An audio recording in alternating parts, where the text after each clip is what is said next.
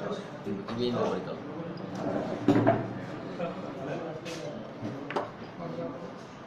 Ruby से कौन आया? पर पेंडिंग है इनके ऊपर। उनका केसेस वेरीफाई कर रहे और पीडीएफ का प्रपोज भी प्लानिंग कर रहे। शाबाश, 2 मिनट। आज सुबह मल्लेपल्ली आसिफ नगर क्रॉस रोड के पास मोहम्मद कदीर नाम वाले ये आदमी को कस्टडी में लिए थे। ये आदमी टप्पा चबुद्रा ज़िला में रहने वाला है। इन्हें कई महीनों से पुलिस के छुपा के रह रहे, कोई अपस्टैंडिंग में है।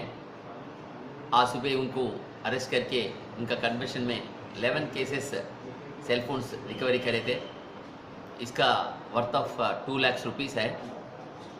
ये आदमी कोई फुटपाथ और दरगाह के पास सोते रहता है। उनके पास से सेलफोन चोरी करना, मनी पर्स चोरी करना ये आदत है। इनके ऊपर हबीबनगर नामपल्ली लिमिट्स पे कई केसेस पेंडिंग है। एक केसेस मर्डर केसेस है और दूसरा केसेस भी है। आज सुबह उनको अरेस्ट करके जुडिशियल रिमांड को भेज दे रहे।